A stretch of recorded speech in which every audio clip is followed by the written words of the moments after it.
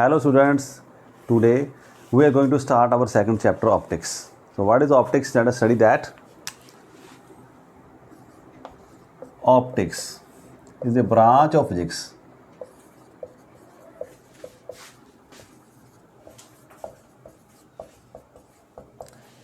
that deals with the study of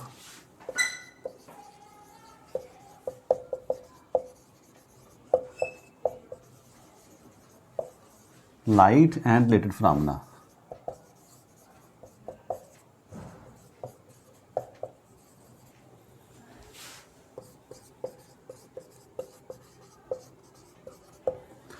तो क्या है ऑप्टिक्स हमारे पास?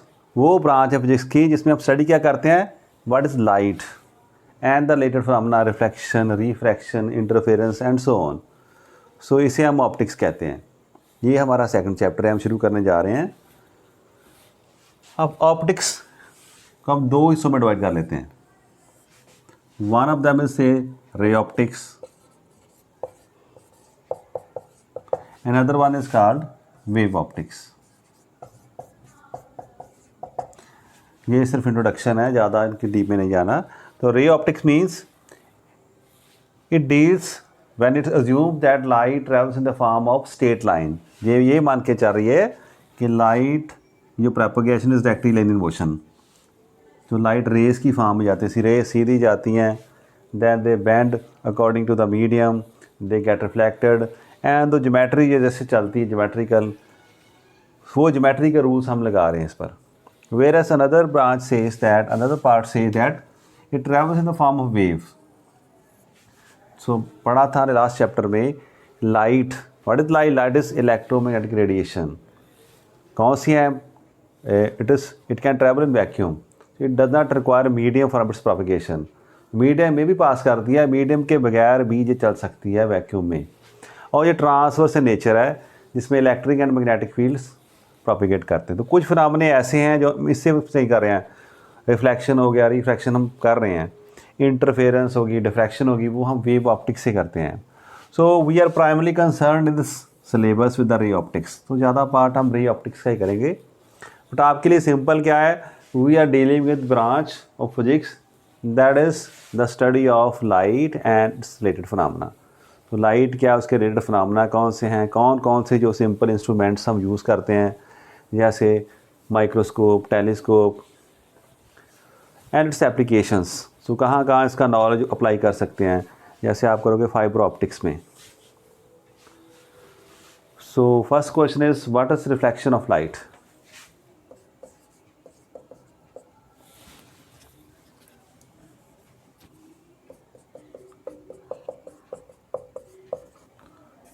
So what is reflection of light? So suppose there is a mirror here. Mirror आप सभी ने देखा है. You make light to fall from this side. What do you see? Light get reflected. ये वर्ड आपको काफ़ी common पड़ा है. ये light bounces back in the same medium. तो हम क्या कह सकते हैं, When a ray of light falls on a polished surface,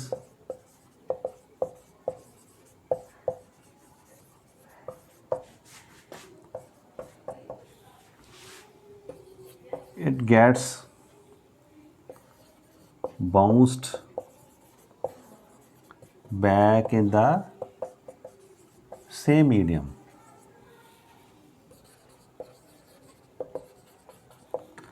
This phenomena is called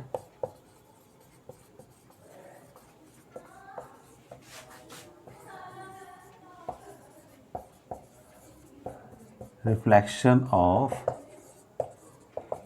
light.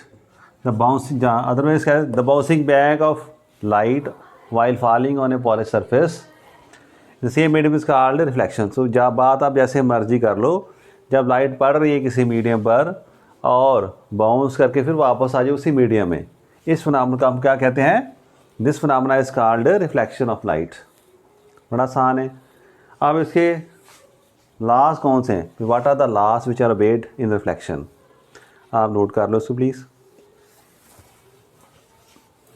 इसी डायग्राम को हम दोबारा से बनाते हैं।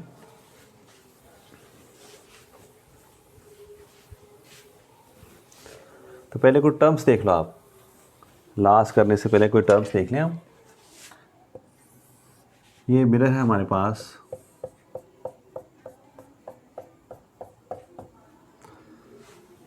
Suppose A ray of light is coming, ऐसे रे आ रही है, द रे which is coming towards the polish surface, जो मिरर की तरफ आ रही है, इसका नाम हमने क्या रखा है, इंसिडेंट रे। इसे हम कहते हैं इंसिडेंट रे। अब रे जब फॉल करेगी इस पर, it will bounce back in this way, मुझे ऐसे चली जाएगी। जो रे यहाँ से बाउंस करके बैक जा रही है उसी मीडियम में, उसका नाम क्या रख दिया हमने, reflected ray.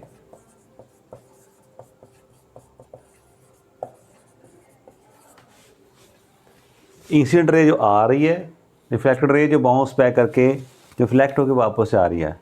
So this phenomena is called reflection. तो दो बातें आ गई इसमें। This is called point of incidence, किसी भी नाम से रख लो आप इसको, से आई से पी। ये क्या हमारा point of incidence.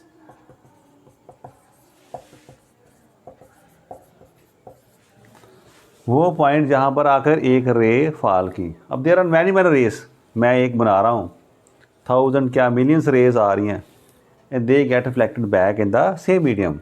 This phenomena is called reflection. There is another thing which is mentioned, वो क्या है, यहाँ पर एक नॉर्मल ड्रा कर लो।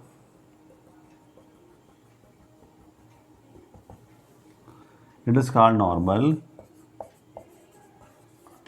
मुझे तीनों कहाँ पर मिल रहे हैं, there all meeting at the point of incidence. आपने नॉर्मल भी यहाँ पर ड्रा करना है। तो ये टर्म हमारे पास आ गई, तीन चीज़ आ गई, incident ray, normal and reflected ray. अब नोट द एंगल हेयर।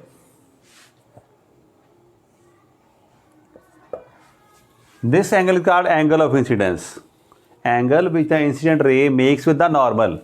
जो इंसिडेंट रे इस तरफ वाला एंगल, ये एंगल नहीं, ये एंगल जो हमारे पास इंसिडेंट रे और नॉर्मल के बीच जो एंगल बना, that is called angle of incidence. तो ये भी आप याद रखना, एंगल ऑफ, सभी की डेफिनेशन लिखनी जरूरी नहीं है, ना कोई ऐसा पूछता है ना, समझना जरूरी है। तो एंगल ऑफ इंसिडेंस क्या है, द एंगल विद द रे, कौन सी रे, incident ray makes with the normal is called angle of incidence. Similarly on the other side, the angle which the reflected ray makes with the normal, जो reflected ray normal के साथ angle बना रही है, that is called angle of reflection. और यहाँ पर क्या, एंगल ऑफ रिफ्लेक्शन। सो ये बातें अपने मन में नोट कर लो, ये टर्म्स हम यूज़ करेंगे जब हम लिखने जा रहे हैं लॉज ऑफ रिफ्लेक्शन। ये जो फिनोमेना है जो रिफ्लेक्शन, इसमें कौन से लॉज ओबे हो रहे हैं।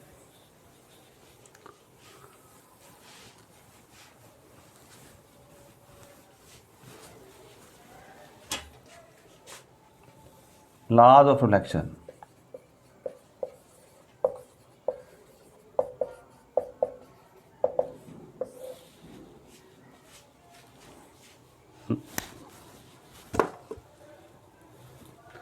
what are the laws of reflection? So there are two laws.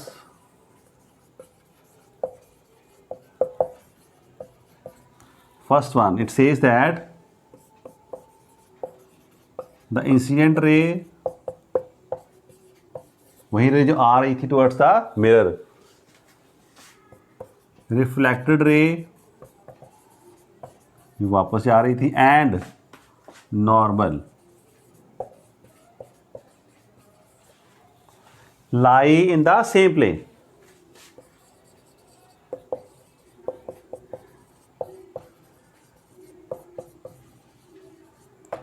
तीनों एक ही प्लेन में लाई करते हैं। जैसे बोर्ड का मैं प्लेन ले, हाँ suppose this is a plane, plane में 2 डायमेंशनल सरफेस। अगर रे इंसिडेंट जहाँ पे आ रही है तो इस तरफ रिफ्लेक्ट हो रही है, तो नॉर्मल जहाँ पर है, ऐसे नहीं कह सकते ray is coming to the side, normal इस तरफ है और जो रे इस तरफ आ जाए, ऐसा नहीं होगा। They all the 3 things, incident ray, reflected ray and normal, they lie in the same plane. और दूसरा आप ज़्यादा यूज़ करोगे कौन सा है, द एंगल ऑफ इंसिडेंस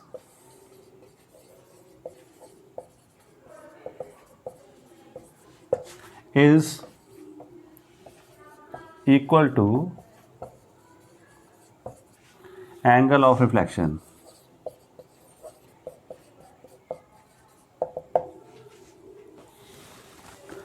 सो जो एंगल ऑफ इंसिडेंस है और जो एंगल ऑफ रिफ्लेक्शन है, they are always equal.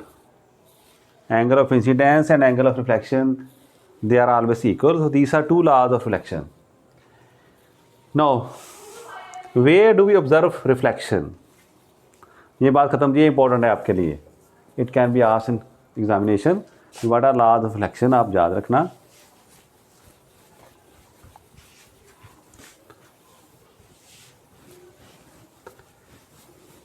Next जो मैं करने जा रहा हूँ सिलेबस का डायरेक्टली पार्ट नहीं है, जस्ट अंडरस्टैंडिंग के लिए हम बात कर रहे हैं. वैसे अब जिस सिलेबस में से हम नहीं आ रहे हमारे में, तो mirror, what is mirror? That polish surface which reflects most of the light falling on it.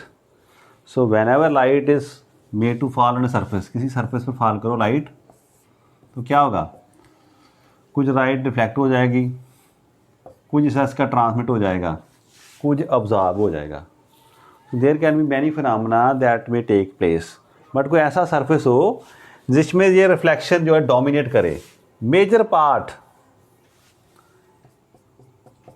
Of the light bounces back. So such a surface called mirror. तो मिरर आपने देखिए घर में लगे होते हैं ना. So mirror can be further, कौन से हैं? प्लेन मिरर, जो आप रोज सुबह तैयार होने को देखते हो ना, मिरर आपके सामने लगा होता है ऐसे, उस समय that is in the vertical direction आप यूज़ कर रहे हैं. तो दिस इज पॉलिश, इस तरफ से पॉलिश किया होगा, इसे कहते हैं polished side. Surface, this is the reflecting side और रिफ्लेक्टेड सरफेस. इस तरह से रिफ्लेक्शन हो रही है, इस तरफ पॉलिश है. मिरर के पीछे आप देखोगे तो कलर किया होता कोई ना कोई, तो दैट इज पॉलिश साइड. इस तरफ से ये रिफ्लेक्शन हो रही है हमारे पास, रिफ्लेक्टिंग साइड हमारे पास. उस तरफ हमने कोई पेंट वगैरह कर दिया जिससे लाइट की मैक्सिमम रिफ्लेक्शन हो रही है. तो आप ऐसे अपने आप को देखते हो. What do you see here? ऐसे पर्सन खड़ा है यहाँ पर, तो उसकी पिक्चर इस तरह बन जाती है ना.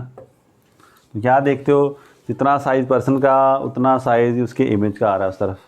जितनी दूर ये है मिरर से, उतनी दूर वो उस मिरर से. So it can be explain with the basis of laws of reflection. जो आपने लॉज अभी पढ़े हैं उनको बनाकर देख सकते हैं रे डायग्राम से, बट अभी वो हमारा पार्ट नहीं है ना. सो एक तो प्लेन मिरर हमारे पास होता है. Other type of mirror can be spherical mirror.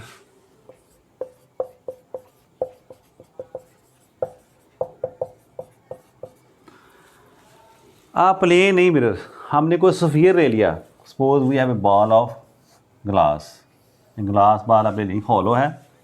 Hollow means अंदर से खाली है. जी ये बॉल ले लिया हमने, अंदर से खाली है, इसको हमने कट कर दिया. सपोज लाइक दिस, इतना सामने इसका काट के रख दिया, तो कटोरी जैसे आ गया हमारे पास. ऐसा सरफेस आ गया साइड से देखने से, जिसमें आप पानी भर सकते हैं ऐसे ना, लाइक दिस. तो अगर आप इसको पॉलिश कर दो अंदर से, चाहे बाहर से किस तरफ कर दो, आप ऐसे पॉलिश कर दो, तो क्या हो जाएगा? ये पॉलिश साइड हमारी होगी, दिस इज रिफ्लेक्टिंग साइड. ऐसी सरफेस को, ये भी एक मिरर बन चुका हमारे पास, that is a spherical mirror. But कौन सा स्फेरिकल मिरर है? कन्वेक्स. Convex spherical mirror. अगर आप ऐसा ना करके बाहर से कर देते इसको पॉलिश, तो अंदर वाला पासा रिफ्लेक्टिंग हो जाना था, तो that would become concave mirror. So mirror can be spherical mirror कितनी तरह के, कन्वेक्स हो सकते हैं, कनकेव हो सकते हैं. तो ये तो ब्रॉडली जो स्टडी हम करते हैं प्लेन मिरर और स्फेरिकल मिरर, इसका मतलब ये नहीं और किसी टाइप का मिरर नहीं हो सकता. आपने मिरर में देखे होंगे ना, जब जाते कई बार मेलों में या मॉल्स वगैरह में, उसमें किसी भी तरह का सर्विस आप ले लो ऐसा टेढ़ा मेढ़ा, उसको एक तरह से पॉलिश कर दो, you will also gate a mirror.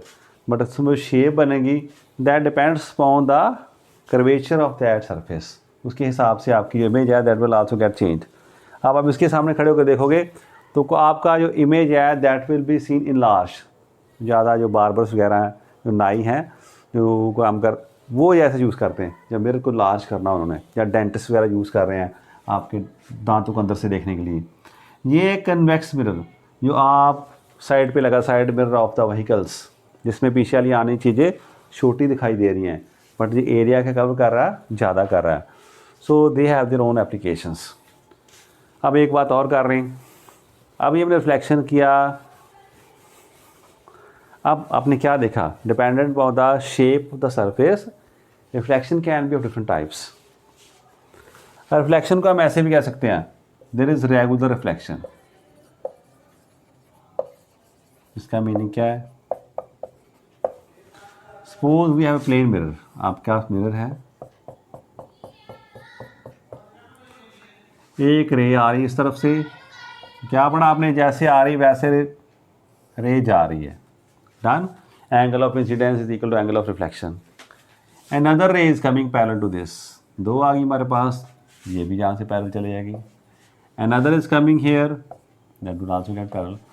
So parallel beam आ रही है 2 की, 10 की, 50 की, 100 की, पैरेलल ही जा रही है ऐसे। अगर ऐसा मिरर हो हमारे पास, बड़ा प्लेन है, स्मूथ मिरर है, जितनी भी रेस पैरेलल आ रही हैं they get parallel reflected, the तो such reflection is called regular reflection. अब ऐसा ना होकर जो ये सरफेस है, ये कुछ ऐसा सरफेस है, रिफ्लेक्ट तो वो कर रहा है, तो क्या होगा, पैरेलल रे is coming, but what happens at this point, this angle of incidence will change depending upon the normal। हर जगह नॉर्मल जो है that will depend upon the curvature at that position। तो उसके कारण क्या होगा, जो एंगल ऑफ इंसिडेंस है, रेस आ तो पैरेलल रही हैं, कोई रे का एंगल ऑफ इंसिडेंस कुछ होगा, कुछ का कुछ होगा, तो that what would happen, according that there would be no parallel direction, there would be no same direction of the reflected rays। तो रिफ्लेक्टेड रेज सभी तरफ डिफ्यूज़ हो जाएंगे, स्कैटर्ड हो जाएंगी। so, इस तरह की रिफ्लेक्शन को हम कहते हैं इर्रेगुलर रिफ्लेक्शन।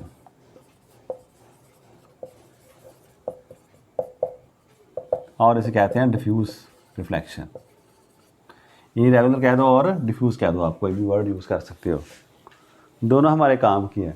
अब देखो जब बाहर धूप चढ़ी हो फिर भी अंदर लाइट आ रही है, कौन कर रहा है, मिरर नहीं लगा वहाँ पर, जितनी दीवार हैं, जितने भी हमारे सामान पड़ा है, वो सभी लाइट को डिफ्यूज़ कर रहा है, हर एक एंगल में देख रहा है। तो light is distributed everywhere due to this irregular reflection. ये भी बड़े काम की चीज़ हमारे लिए। नेक्स्ट, इस टॉपिक को हम यहीं पर बंद करेंगे। इसमें मेन क्या हमने सीखना है, व्हाट इज रिफ्लेक्शन और what are laws of reflection. यही हमारे पेपर में बोर्ड में आ रहे हैं, जब से सिलेबस हमारा कम हो गया है। यही आप अपने सिलेबस को देखो पढ़ के, उसमें इतना ही मेंशन किया है, what is the law of reflection. जो ज़्यादा अब बड़ा टॉपिक कौन सा है, रिफ्रैक्शन ऑफ लाइट। तो let us move to that, refraction of light. बच्चे दोनों वर्ड्स में कंफ्यूज हो जाते हैं, एक है रिफ्रैक्शन, एक रिफ्लेक्शन ना। रिफ्लेक्शन है और रिफ्रैक्शन, दो वर्ड्स अलग हैं, दो फिनोमेने भी अलग हैं। The bending of light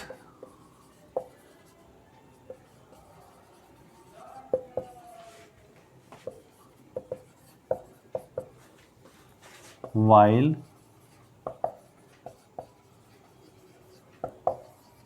moving from one transparent medium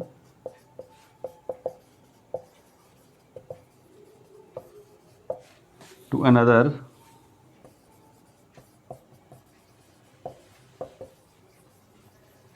is called refraction of light।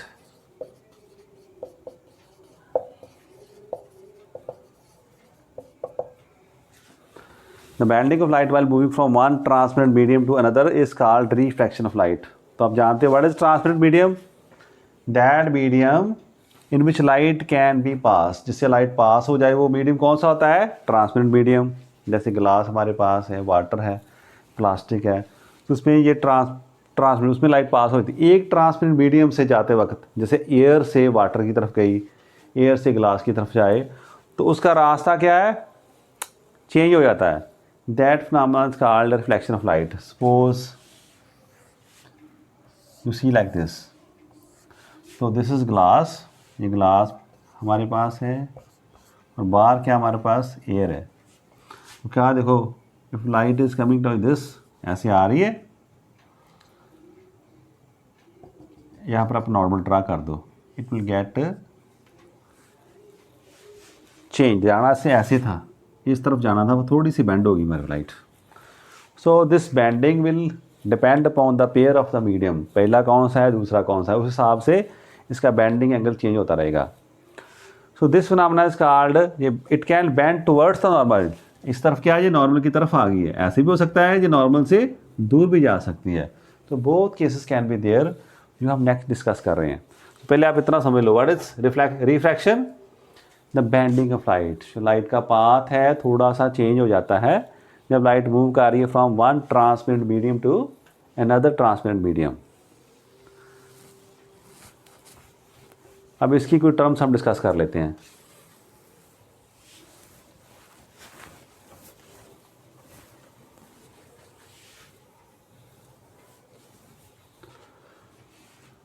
इसे आप एयर क्लास कह दो या मीडियम 1 और मीडियम 2 कह दो, ज़्यादा अगर आपने कॉमन लिखना हो। So this is first medium, this is second medium,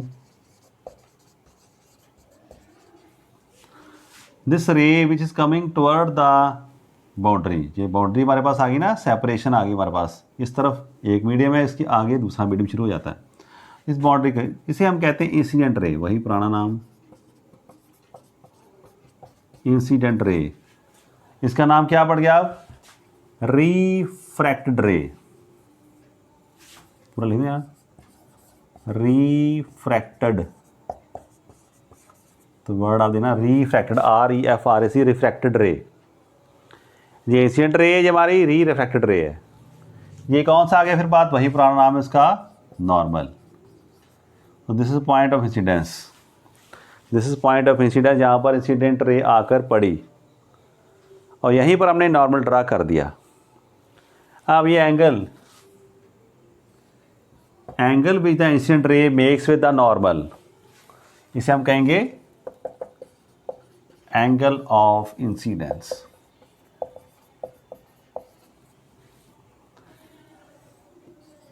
ये कौन सा एंगल है, angle which the incident ray makes with the normal, इसे हम कहते हैं एंगल ऑफ इंसिडेंस। सिमिलरली इस तरफ भी हमने नॉर्मल से ही एंगल बनाना है, ये याद रखना। Angle will always be counted, mostly जब हम बात डायरेक्टली करेंगे angle of incidence, angle of refraction, that will be calculated with the normal. Normal के साथ एंगल जो बन रहा है उसे हम ट्रीट कर रहे हैं। तो दिस रे, कौन सी रे, इसका नाम क्या है, रिफ्रैक्टेड रे। द रिफ्रैक्टेड रे, the angle with the refracted रे makes with the normal is called angle of refraction.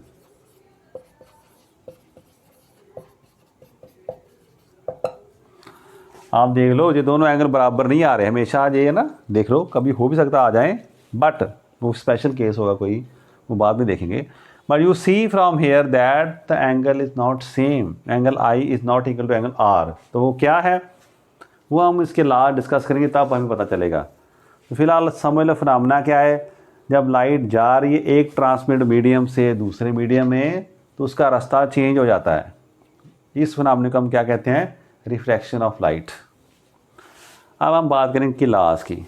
What are the laws which are obeyed in this phenomena, कौन सा, रिफ्रैक्शन ऑफ लाइट।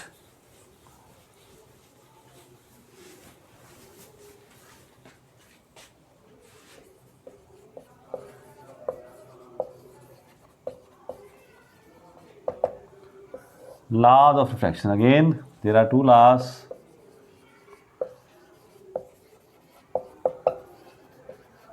कौन कौन से, नंबर 1 वही पुराना, द इंसिडेंट रे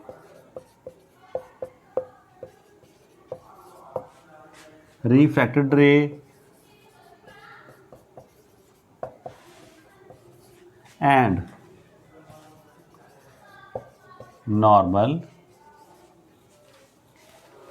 lie in the same plane.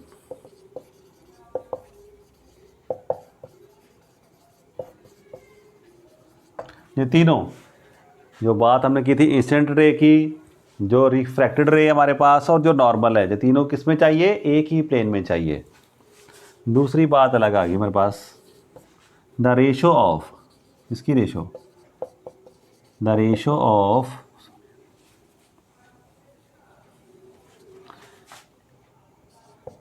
Sign of angle of incidence, जिसकी ratio rise sine of angle of incidence to the sine of angle of refraction is always constant.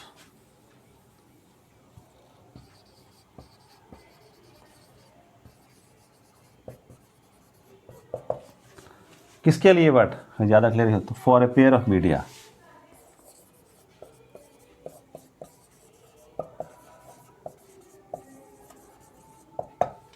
Pair में जोड़ी, किसी दो, हम बात करें किसी दो ट्रांसमिट मीडियम की, उनकी बात करें अगर एयर और ग्लास की, मान लिया हमने एक पेयर ले लिया, तो एयर से लाइट जा रही ग्लास की तरफ, जितनी बार मर्जी आप ट्राई करके देखो, उनका जो sine of angle of incidence है और जो एंगल, जो sine of angle of refraction है, आप एंगल बार बार चेंज भी करके देखो, वो हमेशा कांस्टेंट रहेगा।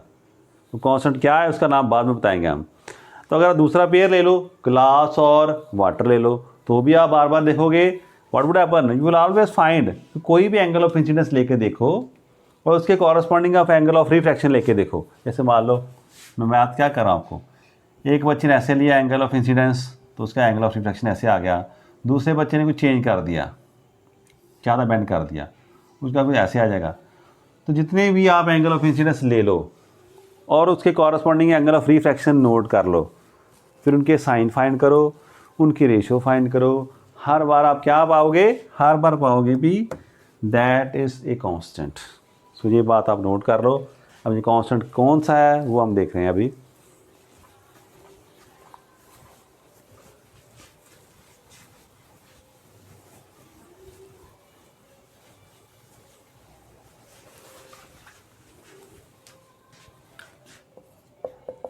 साइन आई, आई क्या था, angle of incidence, sine R is constant.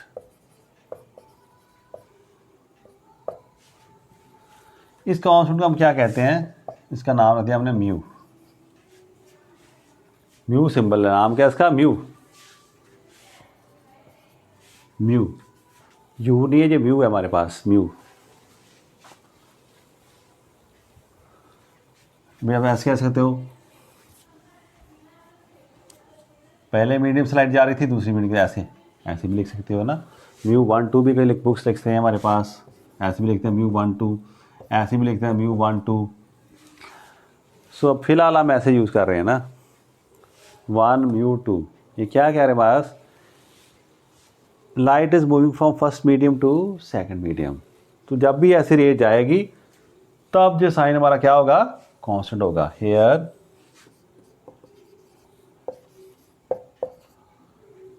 इस क्या है हमारे पास,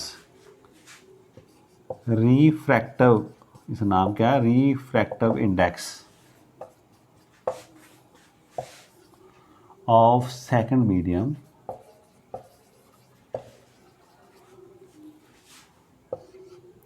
विद रिस्पेक्ट टू, ये शॉर्ट फॉर्म है, मैंने लो किसकी, कई बार हम यूज़ करेंगे, WRT। इसका मीनिंग फुल फॉर्म क्या है इसकी, एक बार नोट कर लो, विद रिस्पेक्ट टू, इसके लिए यूज़ करेंगे हम with respect to first medium.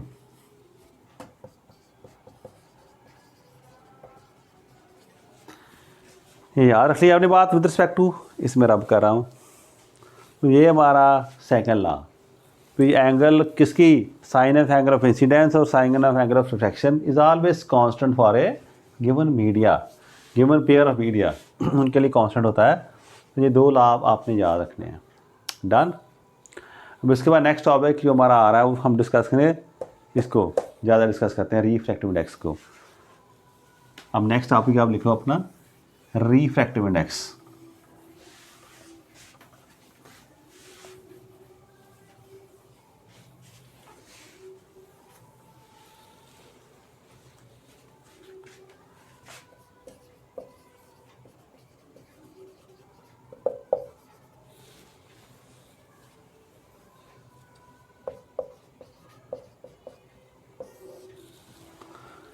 इसे हम 2-3 तरीके से डिफाइन कर सकते हैं ना। जैसे पहले आप देखो, ऐसे भी कह सकते हैं the refractive index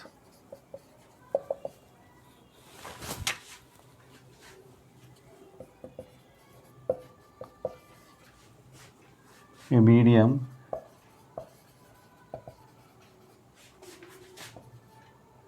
with respect to another medium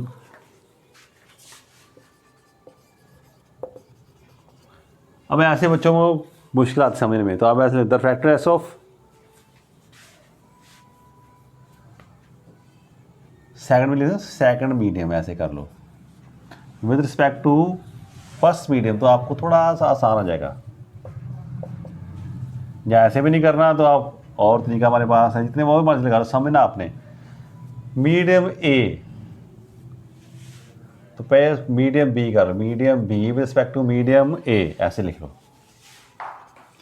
1 2 लिख लो, बी ए लिख दो। जब 1 एंड अदर लिखते तो बच्चे कंफ्यूज हो जाते हैं। तो मैं क्या बात है, the refractive index of medium B, कौन सा medium B, with respect to medium A is equal to sine of angle of incidence to sine of angle of refraction when the ray is, ज़्यादा मैं clear कर दूँ, traveling from medium A to medium B। मैंने जानबूझ के इस definition को लंबा कर दिया, इसलिए किया कि आपको समझने में आसानी हो। मैं क्या कह रहा हूँ इस बार आपको वही बात, ये मीडियम बी है हमारा, ये मीडियम ए है। लाइट किस तरफ जा रही है, light is moving from this A medium towards B medium, this angle of incidence, this angle of refraction. तो क्या आपने देखा, तो दिस ए म्यू बी, क्या हमारे पास साइन आई साइन आर, आप इसको ऐसे डिफाइन कर सकते हो। अब बाद में क्यों कह रहा हूँ, अगर ये बात रिवर्स हो जाएगी, अगर रे आ रही है बी से ए की तरफ तो सारी गेम क्या हो जाएगी, चेंज हो जाएगी। तो वो बात हम अलग से कर लेंगे, फिलहाल आप देख लो इसे, ऐसे समझ आ गई आपको। Refractive index of medium with B with respect to medium A is equal to sine of angle of incidence of to sine of angle of refraction, कब, when ray is moving from medium A to medium B, तब ऐसा होगा। अब ये बात आपकी note करने के लिए थोड़ा सा इसे अभी आप माइंड में रख लो, अगर ऐसा ना होकर ऐसा हो जाए,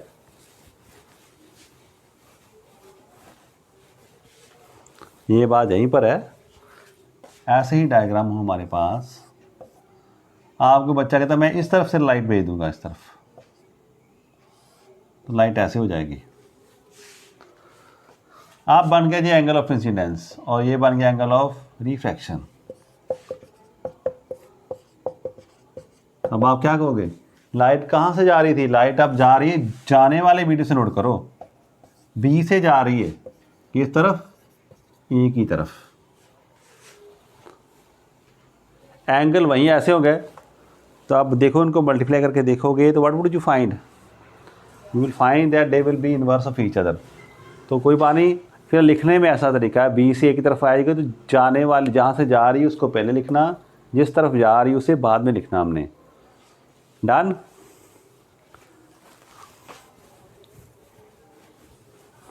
और इसे हम दूसरे तरीके से भी डिफाइन कर सकते हैं, another way to define this. अब क्या हो रहा है, जब लाइट जा रही है ना तो we see that light has maximum velocity, light की मैक्सिमम वेलोसिटी कितनी होती है, 3 × 10⁸ मीटर पर सेकंड। इसे यूजली हम सी कॉन्स्टेंट से डिनोट करते हैं। C speed of light in vacuum, ये मैक्सिमम वैल्यू है। अब ये लाइट किसी और मीडियम में जाएगी तो उसकी स्पीड कम हो जाएगी। This is the maximum velocity. किसी और मीडियम में velocity of light is always less than this velocity of light in vacuum. इस जो हमारे पास जो फैक्ट है इसे यूज़ करके हम डिफाइन कर सकते हैं रिफ्रैक्टिव इंडेक्स। हम इसे क्या कहते हैं?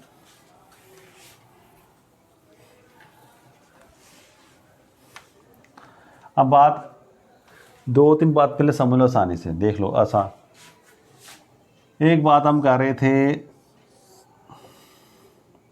लाइट जा रही हमारे पास इस तरफ, ये फर्स्ट मीडियम है, ये सेकंड मीडियम है। एक बार हमको ए मीडियम कहा था, कभी हमने इसको बी मीडियम कहा था। तो ये क्या आ रहा है हमारे पास? ये मीडियम 1 है, ये मीडियम 2 है। अगर पहले वाला मीडियम जो हमारे पास है, कौन सा मीडियम हो जाए? अगर ये वैक्यूम हो जाए, ये first medium become the vacuum, तब क्या होगा? Then we say that it is absolute refractive index. एक वर्ड और भी आएगा हमारे पास, फिलहाल हम देख लेते हैं इसको, वैसे ही डिफाइन करते हैं जैसे आप पहले करके 2 मीडियम की बात हम कर रहे हैं। ये क्या कर हमारे पास आ गया सेकंड डेफिनेशन। इसी पे हम लिखते हैं रिफ्रैक्टिव इंडेक्स ऑफ मीडियम 2, या मीडियम बी की बात की थी ना पहले भी, B with respect to medium A is defined as the ratio of velocity of light in medium A to velocity of light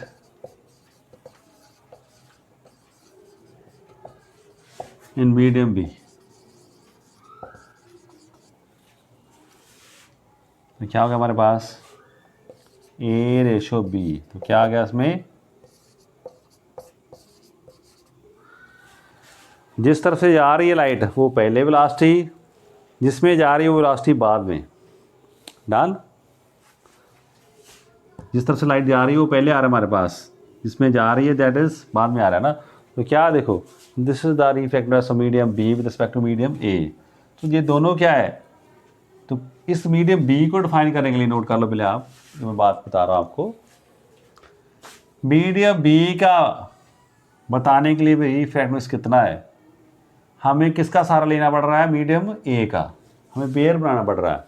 तो we have to take a pair to define refractive index of medium. इसका medium उसके हिसाब से, कैसे? B का किसके हिसाब से? ए के। अगर यहाँ पर सी होता तो ऐसा हो जाना था हमारे पास, भाई सी से जा रही है तो ऐसे ही कर दो। अगर ये मीडियम जो सी है, अगर डी हो सकता तो, अगर ये मीडियम कौन सा आ गया, यहाँ वर्ड आ जाए हमारे पास वैक्यूम, वर्ड यूज आ जाए। वैक्यूम के हिसाब से जा रही है, तो लाइट कहाँ जा रही है? वैक्यूम से जा रही है। तो जो वेलोसिटी कितनी होगी हमारे पास? तब होगी सी। तो अब ऐसे भी हम डिफाइन कर सकते हैं, इसे हम कहते हैं absolute refractive index of medium. अब उसकी भी हम बात कर लेते हैं।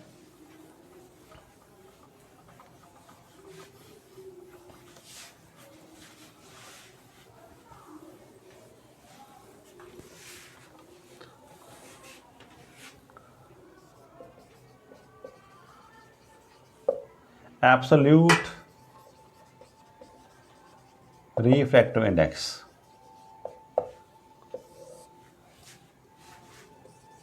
when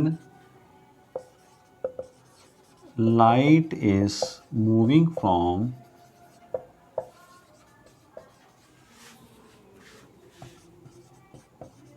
vacuum towards a given medium,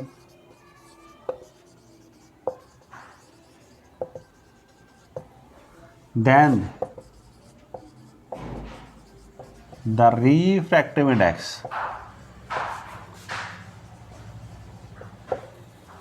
of medium with respect to किससे? with respect to vacuum is called absolute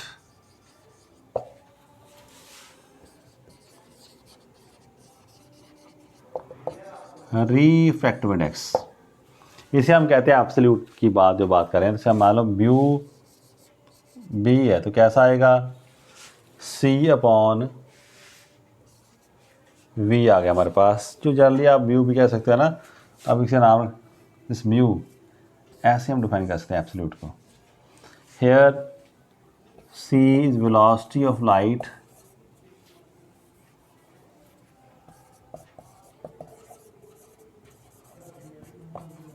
in vacuum, and what is V? Velocity of light in medium. So with the change in medium, this velocity will get changed. So refractive index भी change होता जा रहा है। तो अपने आप further क्या आपने देखा, C is always greater than V। तो जो व्यू है किसी मीडियम का भी ये हमेशा एक से ज़्यादा वैल्यू इसकी होगी। तो ये आपने इसका रिफ्रैक्टिव इंडेक्स की बात आपने कर ली है। अब फर्दर एक दो बातें और कर लें आसान सी। हम बार बार वर्ड यूज़ करें, रेयर मीडियम, डेंसर मीडियम। कौन सा वर्ड यूज़ करेंगे, rare medium and denser medium. तो मान लो क्लास में दो बच्चे हमारे पास, ये स्टूडेंट ए है, ये स्टूडेंट बी है। तो मैं विच इज़ टॉलर, कौन सा लंबा इसमें से, विच इज़ टॉलर, तो आपको बी इज़ टॉलर। ए क्या शॉर्टर है, छोटा है, कोई बात नहीं। हमने ए की छुट्टी कर दी, इधर सी आ गया हमारे पास। अब विच इज़ टॉलर, तो आप कहोगे सी इज़ टॉलर है ना। तो मैंने कहा बड़े शराब, तो आप कल तो आप कह रहे थे बी था डॉलर, आज क्या होगा उसको, तो आपके नहीं, because we are taking the comparison of height है ना। तो same is happening in the case of media. कौन से, ट्रांसपेरेंट मीडियम, उसका एब्सोल्यूट रिफ्रैक्टिव हमने देखना है। अगर mu A is greater than mu B, ये क्या हमारे पास absolute refractive index of medium A is greater than absolute refractive index of medium B. तो हम इसे कहेंगे, इन दोनों के पेयर में से हम देख लेंगे, इसका ज़्यादा इसे हम कह देंगे ऑप्टिकली डेंसर।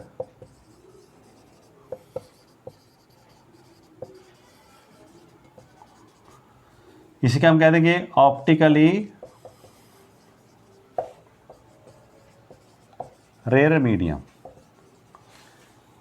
उस पेयर में देख लेना हमने, जिसका इंडेक्स ज़्यादा है उसे हम डेंसर कह देंगे।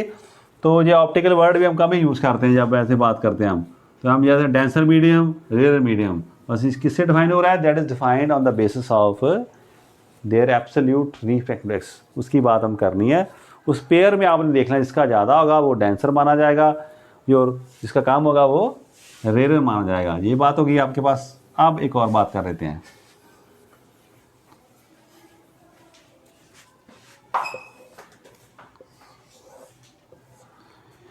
अब मैं लिख दूँ ये रेयर मीडियम हमारा बाहर आ रहा, और ये कौन सा है, डेंसर मीडियम। बात क्लियर होगी। That medium which has lower absolute refractive index, उसे हम कहेंगे रेयर मीडियम। और दूसरी तरफ कौन, जिसका अब रिफ्रैक्टिव इंडेक्स ज़्यादा है, उसे हम कहेंगे डेंसर मीडियम। अब रे जब जा रही है जी नॉर्मल हमारा, when the ray is moving towards from rare to denser, it will bend towards the denser medium. क्या देखा आपने, in this case I is greater than R. कब, मैं ray is moving from rare to denser medium. दूसरी तरफ आप देखो, अगर ऐसा ना होता, ऐसा जाता, बाहर जो मीडियम है वो डेंसर होता, जिसमें जा रही वो कौन सा है, रेयर। तो क्या देखा आपने, रे आ रही थी, it bends away from the normal. तो क्या देखा आपने, I is less than R. जब रे डेंसर से रेयर की तरफ जाएगी, it will bend away from the normal. ये अवे टवर्ड्स बच्चों को समझ नहीं आता। तो आप देखो ऐसे, रे आ रही थी इंसिडेंट, इसने किस तरफ जाना था, ऐसे जाना था, ये उसका असली रास्ता था। बट ये किस तरफ चली गई, ये यहाँ से मुड़कर किस तरफ आ गई, थोड़ा सा बेंड्स टुवर्ड्स द नॉर्मल की तरफ झुक गई थोड़ी सी, तो that is called bending towards the normal. ऐसे हो गया, ऐसे हो गया। कब होगा? जब रेयर से डेंसर की तरफ जाएगी। इसने जाना किस तरफ था? ऐसे जाना था, इसका रास्ता ये था, तो ये नॉर्मल से अवे चलेगी, दूर चलेगी। और ये कब होगा? When is moving from denser to rare medium. कैसे? इसमें वेलोसिटी ज़्यादा होगी, अगर इसकी वेलोसिटी कहेंगे हम, सो वेलोसिटी v1 इसे v2 कह दो, तो क्या देखा इस बार आपने? सो v1 is greater then v2। तो डेंसर मीडियम में वेलोसिटी कम होती है, रेयर मीडियम में वेलोसिटी ऑफ लाइट ज़्यादा होती है हमारे पास। तो बच्चों को नहीं याद रहता तो आप ऐसे डर याद रख लो, तो ये उसका अपोजिट हो जाएगा डर। डेंसर से रेयर जा रही है, और ये क्या? A for away. तो डर आप वर्ड यूज रख लो तो आपको याद रहेगा। When the ray is moving from denser to rarer, it moves away from the normal। तो इसमें इसका अपोजिट हो जाएगा हमारे पास। तो ये बात हमारी हमने क्लियर कर ली, ये नोट कर लो।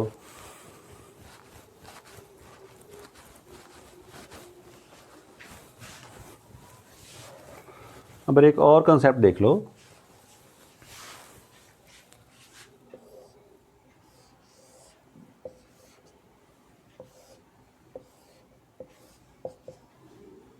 ऐसी कोई सिचुएशन है, इसे हमने ए मीडियम कह दिया, इसे हमने बी मीडियम कह दिया। तो हमने क्या पढ़ा अभी?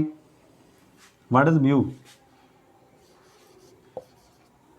Raise moving from A medium to B medium. तो क्या इसकी डेफिनेशन हमारे पास? ये कहता है velocity of first medium to velocity of second medium आ गई हमारे पास। डन हो गया।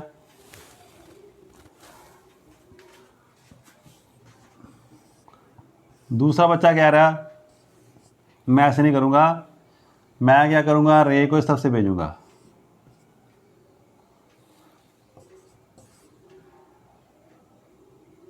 मानो किस तरफ चले गया ना, दिस इज ए मीडियम। सो ऐसे बनाते हैं ना, अच्छा बच्चा कन्फ्यूज ना हो जाए ना। सो बी इस तरफ से आ रही है, तो ये क्या करेंगे हमारे पास? अब हम हमारे रीफ्रैक्टिव ऑफ मीडियम ए कैसा आएगा? Refractive index of medium A with respect to medium B. ये क्या है? मीडियम बी का है विद रिस्पेक्ट टू ए से आ रही है, बी में जा रही है। इसमें अब क्या? बी से आ रही है, किस में जा रही है? ए में जा रही है। तो क्या है? Refractive index of medium A with respect to B क्या होगा?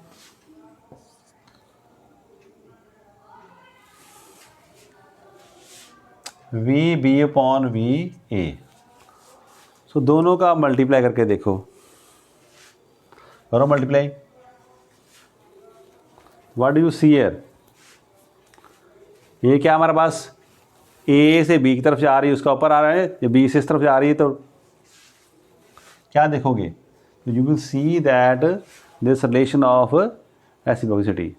सो इसको अगर आप वैक्यूम की तरफ से डिफाइन करने की कोशिश करो तो क्या होगा हमारे पास? पहले वाला वैक्यूम हो, तो दूसरे में क्या आ जाएगा हमारे पास? दूसरे में वी अपॉन इस तरफ क्या आ जाएगा?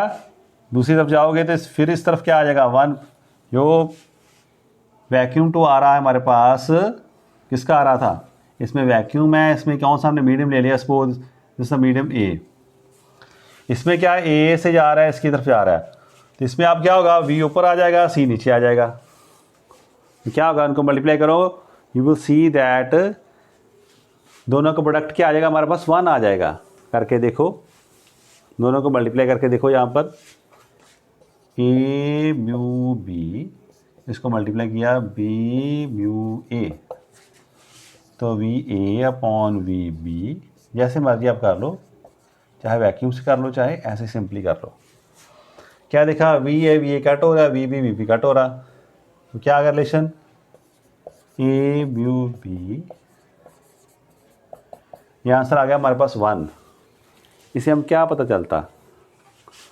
सो वी ऑब्जर्व दैट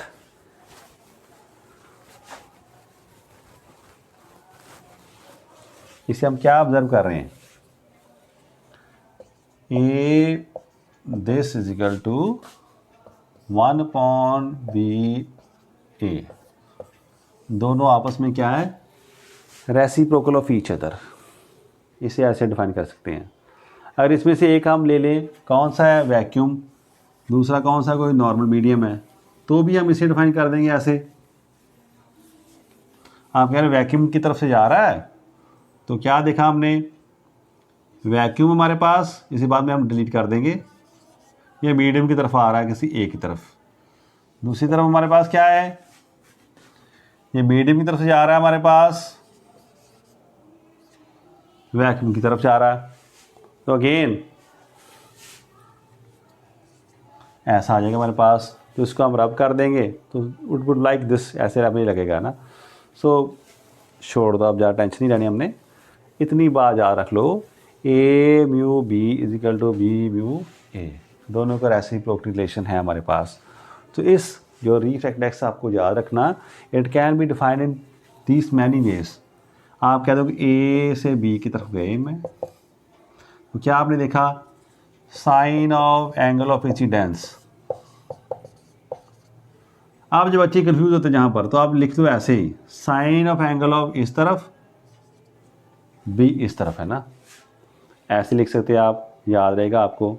नहीं तो एक और सिंपल रिलेशन है, ये नोट कर लिया आपने, एंगल ऑफ इंसिडेंस कहाँ बन रहा है हमारे पास, ये ए मीडियम बन रहा है हमारे पास, रिफ्रैक्शन किस में हो रही है, बी मीडियम में, तो ऐसा आ रहा है। तो वेलोसिटी की फॉर्म में करोगे तो ऐसा आएगा, V A upon V B, पहले मीडियम में जहाँ से जा रही है उसकी रेशो दूसरे में। अगर एब्सोल्यूट की बात करो मीडियम की, तो कैसा आएगा, अब बात आ गई हमारे पास, अगर आपको ए मीडियम का हमने क्या दे दिया, एब्सोल्यूट रिफ्रैक्टिव इंडेक्स दे दिया, और बी का भी दे दिया। अब ध्यान से बात नोट कर लो, ये रिलेटिव है हमारे पास, ये कौन सा है, रिफ्रैक्टिव रिलेटिव है, बी का विद रिस्पेक्ट टू ए। अब मैं कहना चाहता हूं, मुझे इतना बताओ कि म्यू ए कितना होगा और म्यू बी का मीनिंग क्या है। What is meaning of mu A, mu A means absolute refractive index of A. इसका मीनिंग क्या हमारे पास, कि मीडियम ए है, इसमें लाइट आ रही है, किस तरफ से आ रही है, it is coming from vacuum, जहाँ से आ रही है वो वैक्यूम है, ए में जा रही है, तो कैसे डिफाइन करोगे, जहाँ से आ रही है उसकी वेलोसिटी पहले, जिसमें जा रही है उसकी वेलोसिटी बाद में, sorry V A. Similar mu B, B में आ रही है किससे, वैक्यूम से, ऐसे आ रहा है हमारे पास।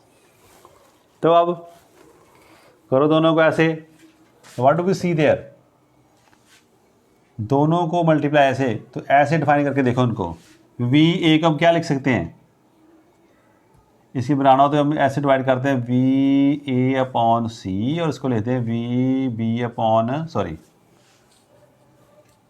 सी अपॉन वी बी। तो ये क्या आ गया हमारे पास, देखो आराम से,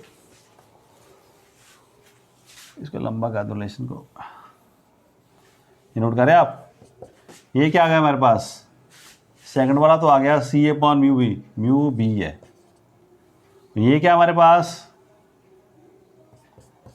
mu A, C upon V A, ये क्या हमारे पास, म्यू ए का इनवर्स है। तो क्या हमने देखा, ऐसा भी रिलेशन हमारे पास है, ए म्यू बी ऊपर और म्यू ए नीचे, ये भी आपने याद रखना। अगर एब्सोल्यूट की बात फॉर्म में आप करोगे, तो पहले क्या आप देख रहे हैं, एंगल जो आ रहा है ऊपर वाला ऊपर, नीचे वाला नीचे, ऐसे आ रहा है वेलोसिटी ऊपर वेलोसिटी नीचे। पर जब आप एब्सोल्यूट की बात में लिखोगे फॉर्म में, तो जिसका डिफाइन म्यू बी ऊपर और म्यू ए नीचे। तो ये जो लॉ हमने सेकंड लॉ किया था, उसका एक और नाम है, वो क्या हमें कहते हैं, ये नोट कर लो प्लीज़ आप, उसे हम कहते हैं स्नेल्स लॉ ऑफ रिफ्लेक्शन। कई बार वर्ड ऐसा भी यूज़ कर लेते हैं, फिर मैं बता दूं, जो सेकंड लॉ हमने किया था, सेकंड लॉ ऑफ रिफ्रैक्शन, इसका refraction of light,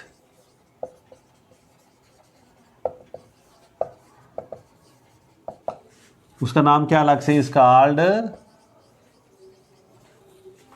Snell's law उसे स्नेल्स लॉ हम कहते हैं। तो बच्चे ज़्यादातर अप्लाई करने में गलती खा जाते हैं, तो उनको लिखने का और सिंपल तरीका ना बता दिया। पहले आप देख लो कैसे लिखा मैंने, A mu B sine of angle of incidence sine of angle of refraction. ये आपको पता है एक बार, है ना। मीडियम ए से लाइट आ रही है और बी में जा रही है, ऐसी बात थी, है ना। ए से आ रही है, बी में जा, तभी इस तरफ क्या बना एंगल ऑफ इंसिडेंस, इस तरफ क्या बना एंगल ऑफ रिफ्रैक्शन।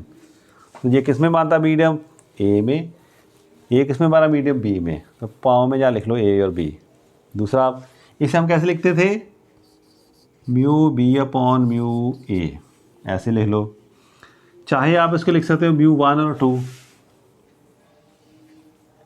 ज़्यादा कॉमन कर दें हम। तो यहाँ पर क्या आना था, 1 से 2 की तरफ जा रही है, ऐसे लिख दूँ। ऐसे आपको याद करना आसान हो जाएगा। तो म्यू 2 पर म्यू 1 अभी हमने पढ़ा था। अब इसको देखो कैसे आ गया, क्या है इसको प्रोडक्ट करके देखो। आप अरेंज करोगे, mu 1 sine I, mu 2 sine R, ये रिलेशन आ गया। ऐसे याद करना आसान है। भाई जिस मीडियम का एब्सोल्यूट रिफ्रैक्टेंस है उसके साइन से मल्टीप्लाई कर दो, तो that product is always constant. क्या हमने देखा, the product of absolute refractive index and sine of the angle of incidence in that medium is always a constant value, हमेशा कांस्टेंट ही रहेगी। देख रहे हैं आप, ऐसे ये इसके बराबर आ जाएगा। अगर मैं बात कर रहा हूँ,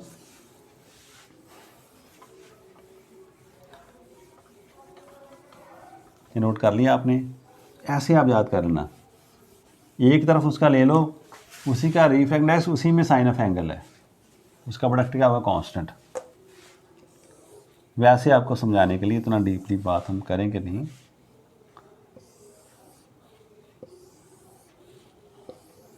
बड़े मीडियम ऐसे हैं, एक से बाद दूसरा, दूसरे के बाद तीसरा, लाइट आ रही है, कभी बैंड टुवर्ड्स हो रही है डिपेंडिंग ऑन द, कभी ये बैंड अवे भी हो सकती है डिपेंडिंग ऑन देयर डिपेंड, कभी फिर अंदर आ सकती है ना।